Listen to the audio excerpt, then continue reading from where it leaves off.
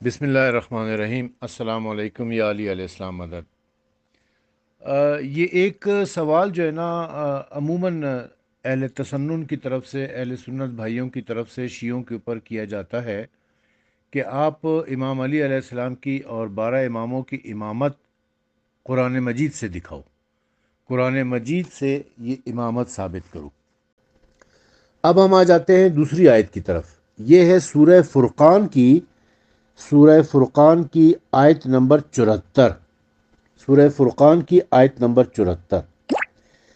اس میں اللہ تعالیٰ فرماتا ہے کہ اور وہ لوگ جو کہتے ہیں کہ اے ہمارے پروردگار، ہماری بیویوں اور ہماری اولادوں سے آنکھوں کو ٹھنڈک عطا فرما اور ہمیں متقیوں کے لیے امام بنا۔ وَجَعَلْنَا لِلْمُتَّقِينَ إِمَامًا، ہمیں متقیوں کے لیے امام بنا۔ اس آیت سے پتہ چلتا ہے کہ متقیوں کا امام کوئی نہ کوئی ہوتا ہے، غیر متقیوں کا ہو یا نہ ہو، لیکن متقیوں کا امام ہوتا ہے۔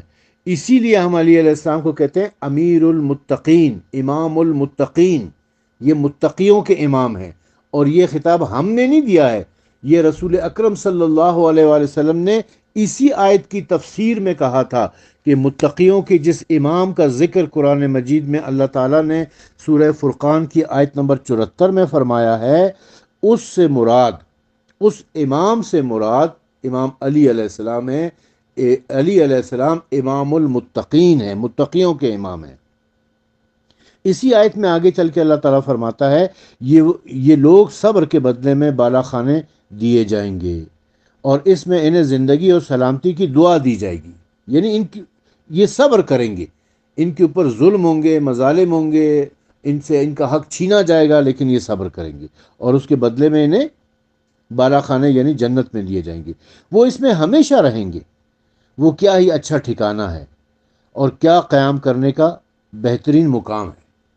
یعنی جنت کے بارے میں اللہ تعالیٰ بتا رہا ہے کہ یہ جو متقیوں کے امام ہیں، یہ جنت میں ہوں گے انشاءاللہ العزیز۔